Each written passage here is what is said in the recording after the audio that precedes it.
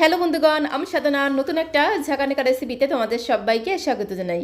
আজকে আমি তোমাদের সাথে শেয়ার করছি মাছের ডিমের একটা দুর্দান্ত স্বাদের রেসিপি। এইভাবে একবার পুঁই শাক দিয়ে মাছের ডিম রান্না করে খেয়ে দেখতে পারো। খেতে এতটাই টেস্টি হয়, গরম গরম ভাতের সাথে আর কিচ্ছু লাগবে না, শুধু এই মাছের ডিমের রেসিপিটা দিয়েই কিন্তু থালার সবটুকু ভাতের নিমেষেই খাওয়া হয়ে যাবে। তো রেসিপিটি প্রথম থেকে শেষ পর্যন্ত দেখার অনুরোধ রইল, কোথাও স্কিপ করো না কিন্তু, তাহলে আসল জায়গাগুলো মিস করে যাবে। তো বন্ধুগণ, রেসিপিটি বানানোর জন্য এখানে আমি নিয়েছি 250 গ্রাম রুই মাছের ডিম, একদম টাটকা আর ফ্রেশ। তোমরা চাইলে কিন্তু কাতলা মাছের ডিম দিয়েও বানাতে পারো, তাতে কোনো সমস্যা নেই। প্রথমে মাছের ডিমটাকে 3-4 বার খুব ভালো করে জল দিয়ে ধুয়ে নিতে হবে। তারপরে মাছের ডিমটাকে একটু ম্যারিনেট করে নিতে হবে। তার জন্য দিতে হবে সামান্য পরিমাণে লবণ, পরিমাণ মতো দিতে হবে একটু হলুদের গুঁড়ো। তারপরে একদম ঝাঁকানাকা করে ঝটপট করে একটু পাতিলেবুর রস চিপে দিতে হবে। অর্ধেকটা পরিমাণে পাতিলেবুর রসকে খুব সুন্দর করে চিপে দিয়ে দিলাম। তারপরে মাছের ডিমটাকে খুব ভালো করে ম্যারিনেট করে নেব। এইভাবে যদি একটু পাতিলেবুর রস দিয়ে মাছের ডিমটাকে ম্যারিনেট করে 5-7 মিনিটের জন্য রেস্টে রেখে দেওয়া হয়, তাহলে মাছের ডিমের যে একটা আষ্টে গন্ধ, সেই আষ্টে গন্ধটা কিন্তু অনেকটাই চলে যায়, যার কারণে মাছের ডিমটা খেতেও কিন্তু দারুণ লাগে। তো একটু নুন, হলুদ আর পাতিলেবুর রস দিয়ে খুব ভালো করে ম্যারিনেট করে নেওয়ার পরে মাছের ডিমটাকে এইভাবে একটু ছোটো ছোটো পিস করে কেটে নেব। তোমরা চাইলে কিন্তু ম্যারিনেট করার আগেও কেটে নিতে পারো। এইভাবে যদি একটু ছোটো ছোটো পিস করে কেটে নেওয়া হয়, তাহলে মাছের ডিমটা বেশ একটু অনেকটা বড়ার মতো দেখতে লাগবে, বেশ একটু গোটা গোটা দানা দানা থাকবে, দেখতেও সুন্দর লাগবে, খেতেও কিন্তু দারুণ লাগবে। তো মাছের ডিমটাকে খুব সুন্দর করে ম্যারিনেট করে 5-7 মিনিটের জন্য রেস্টে রেখে দিলাম। ততক্ষণে আমি পুঁই শাকগুলো কেটে নেব।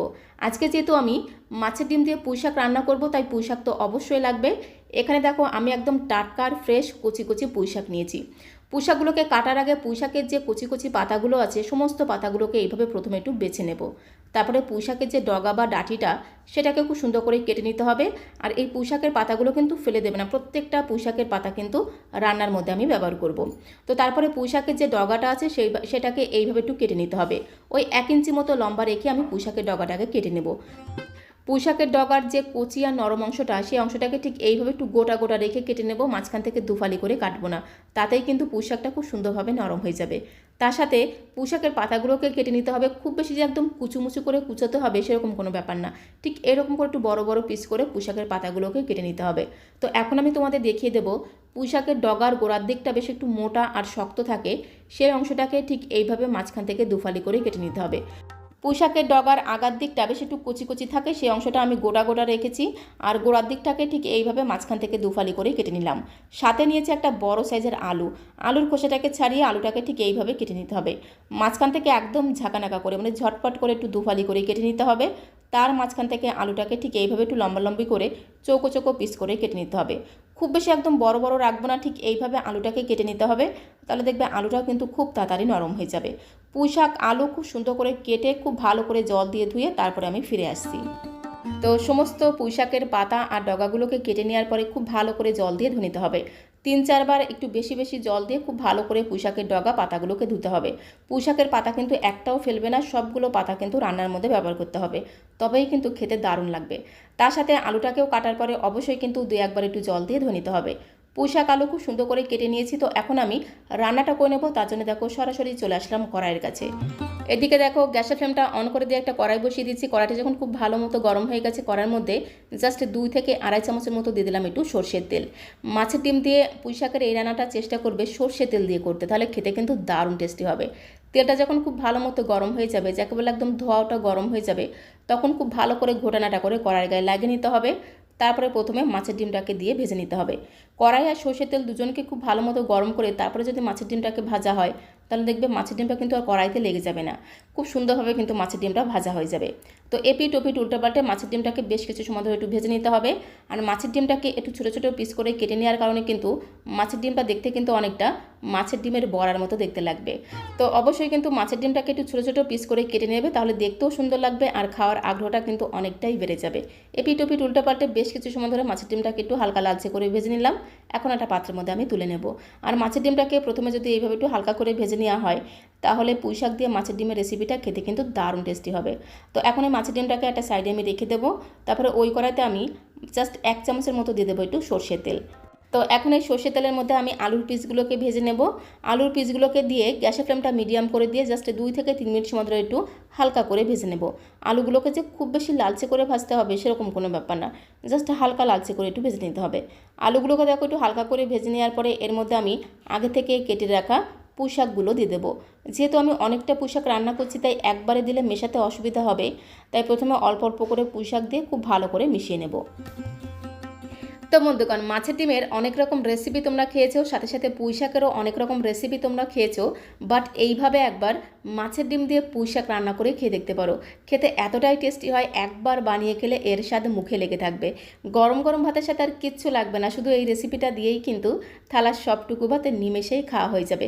যারা পুঁই শাক খেতে একদমই পছন্দ করে না তারাও দেখবে একদম চেয়ে চেয়ে খাবে, খেতে অসাধারণ টেস্টি হয়। তো রেসিপিটি ভালো লাগলে এইভাবে তোমরা একবার মাছের ডিম দিয়ে পুঁই শাক রান্না করে খেয়ে দেখতে পারো, আশা করি তোমাদেরও ভীষণ ভীষণ ভালো লাগবে।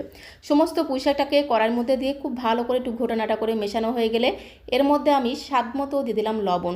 তবে এই সময় কিন্তু লবণটা একবারে বেশি করে দেওয়া যাবে না, একটু কম করে দিতে হবে, পরে যদি লাগে তখন দেওয়া যাবে। স্বাদ মতো লবণ, পরিমাণ মতো হলুদ গুঁড়ো দিয়ে খুব ভালো করে মিশিয়ে নেব, যাকে বলে এদিক ওদিক যেদিক সেদিক দিয়ে খুব ভালো করে একটু ঘোটানাটা করে মিশিয়ে নেব। তারপর একটু ধামাচাপা দেবো, মানে ঢাকনাটা বন্ধ করে গ্যাসের ফ্লেমটা মিডিয়াম টু লোতে রেখে বেশ কিছু সময় ধরে পুঁই শাকটাকে একটু রান্না করে নেব। এতে পুঁই শাকটা বেশ একটু ভাজা ভাজা হবে, আর পুঁই শাক যদি একটু হালকা ভেজে নেওয়া হয় পুঁই শাক থেকে খুব সুন্দর একটা ভাজা গ্রান পাওয়া যায়। তো তার জন্য পুঁই শাকটাকে বেশ কিছু সময় ধরে একটু হালকা করে ভাজা ভাজা করে নিতে হবে, এতে দেখবে রান্নার স্বাদ আর গন্ধ আরও দ্বিগুণ বেড়ে যাবে। তো পুঁই শাকটাকে দেখো একটু হালকা করে ভাজা ভাজা করে নেওয়ার পরে এর মধ্যে আমি পরিমাণ মতো অ্যাড করে দেব গরম জল। এই রান্নাটা একটু মাখো মাখো করবো, তবে খুব বেশি একদম শুকনো শুকনো করে করব না, একটু ঝোলঝোল থাকবে, তাহলে গরম গরম ভাতের সাথে মেখে খেতে কিন্তু দারুণ লাগবে। সে আন্দাজে পরিমাণ মতো জল দিয়ে খুব ভালো করে একটু নেড়ে ছেড়ে মিশিয়ে নেব।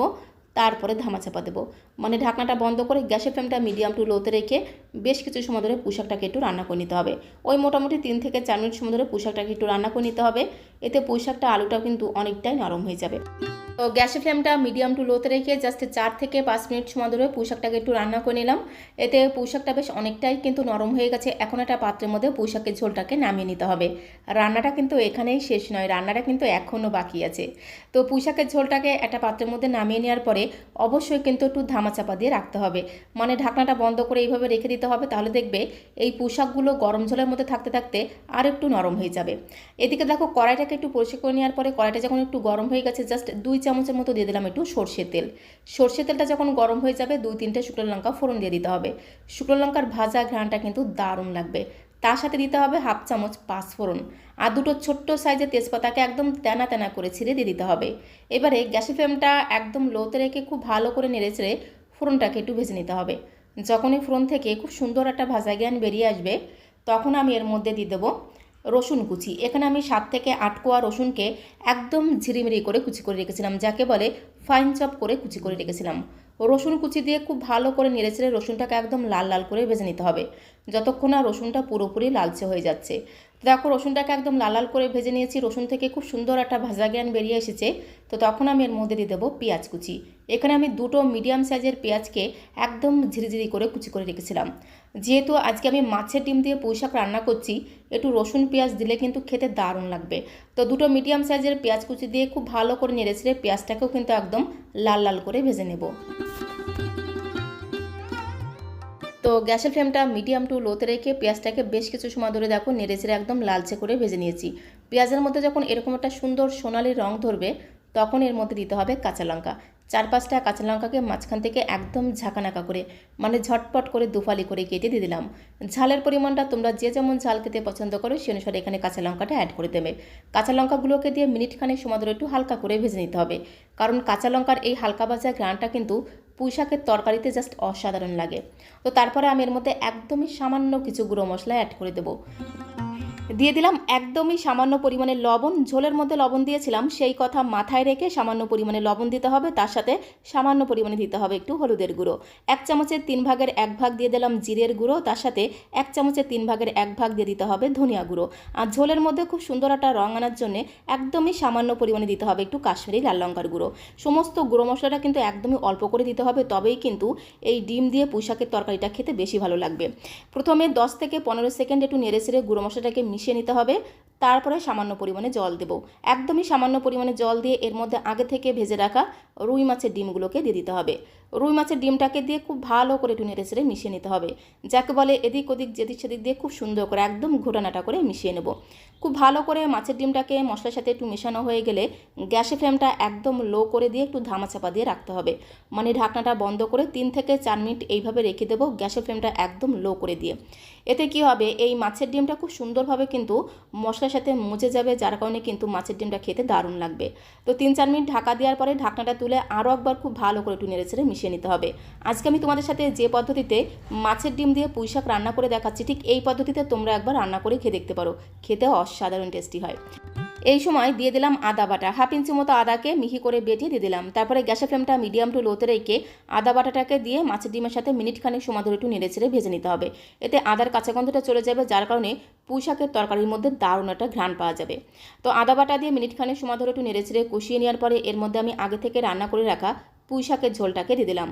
পুঁইশাকের ঝোলটাকে দিয়ে খুব ভালো করে একটু নেড়ে চেড়ে মিশিয়ে নিতে হবে। যদি তোমাদের মনে হয় যে পুঁইশাকের ঝোলটা একটু বেশি শুকিয়ে গেছে, তাহলে এই সময় কিন্তু অবশ্যই একটু গরম জল অ্যাড করতে হবে।